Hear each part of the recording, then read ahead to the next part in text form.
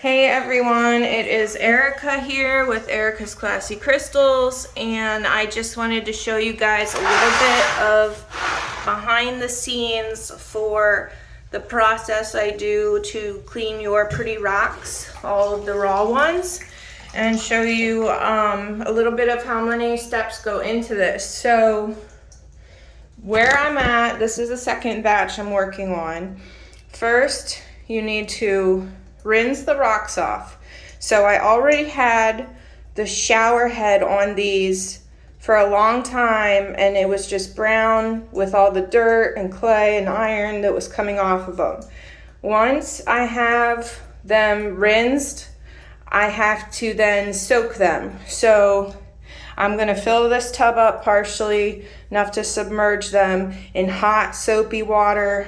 I just use some regular dish soap, and it depends on the material you're working with, but this is mostly pyrite, stilbite, fluorite, smoky quartz, and amethyst that I'm working with today, and they are all okay for some warm soapy water. So you can see some of these are even still have a lot of clay and iron coming off of them.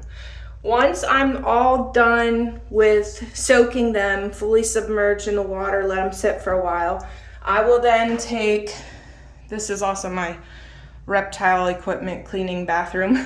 So none of the family uses this tub or anything. This is all for me, for my reptile work and my crystal work. So I'll use these to then scrub them underwater and make sure that I get all of the possible dirt and clay off of them, because the acid that I use and the other chemicals that I use to clean, they cost money, right?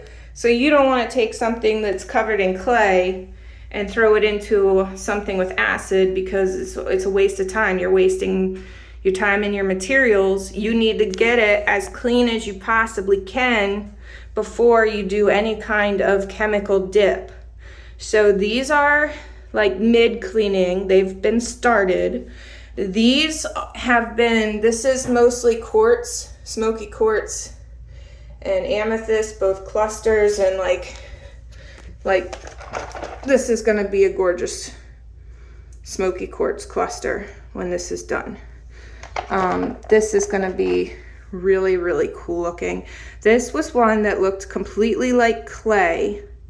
It was so covered in dirt. It was like a ball of dirt. And then once I got it to this point, you can see all those probably 100 little terminates, crystals everywhere on this guy. So that's really cool.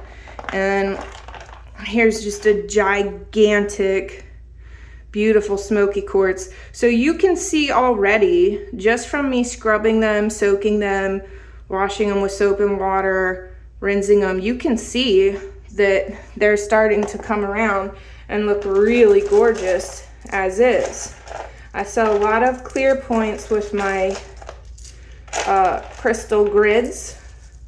If you like crystal grids, these are coming from the ground to me cleaning them to your house, but these are, so these just have the iron staining, but you can tell how pretty they're going to look once they've been chemically cleaned.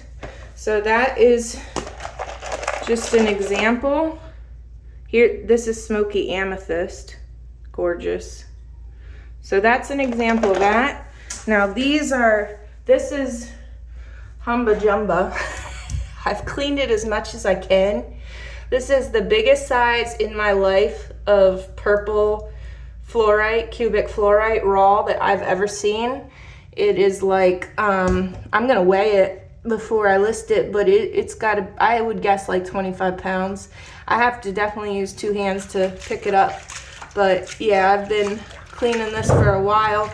I need to figure out what kind of container, a large enough container for it actually. And then I'll get to that. So that's cool, but here's some smaller pieces of fluorite. Now they use a different chemical works for them than works for the quartz and the amethyst. So sometimes it's trial and error, or you can research it ahead of time and look, but these are purple and green raw cubic fluorite, and these are going to be pretty cool once they're done. See the green in there? So some of it's light, some of it's even like white fluorite, so it's hard to tell with them being wet and still really got a lot of iron on them. But now these are ready to go for the first chemical clean. Sometimes after the first one, where I soak it in chemicals, I let it sit for 24 hours, it'll be good. Sometimes it might need 2 or 3, or it might need a few different materials, the chemicals, before it'll get completely clean. So as I'm cleaning them, I'll check them, and after I'm done cleaning them, I rinse them off, and I'll usually brush them over it one more time before I'll put them on the shelf. So it is a lot of time, a lot of work. It is definitely a process. There are many phases and steps to it. So I have a ton of this, a ton in my shipping room, and people, when I get this in, people are like, oh my gosh, when are you gonna sell? But keep in mind, 4 kids, 1 in middle school, 1 in elementary, 2 at home with me, work from home, have a storefront by appointments, have about over 60 animals, including 30 snakes and 7 cats. And I have the website and the marketplace orders coming in, a lot of online orders, a lot of non-local traffic, since I ship nationally and it's free shipping 100 or more.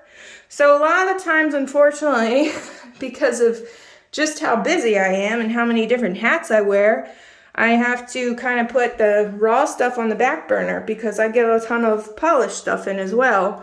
And that's obviously much faster for me to sell that because it's ready to go. It doesn't have to go through all these processes.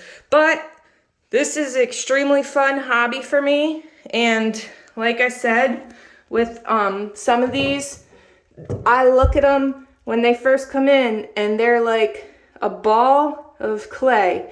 You can't even tell what they're going to look like. And then after a short amount of time, just from soaking and rinsing, you start to see some epic, crazy, gorgeous, beautiful piece come through. So I feel like I'm making the crystals happy by getting them all clean from being all dirty and looking their best, as I would say. So I wish I did have more time to focus on this and just this, because I do love it, and I love making, these pretties as gorgeous as they can have potential to be. So yeah, thank you for watching the video and checking this out, seeing just a few of the steps that go into it. And I hope you guys have a great day.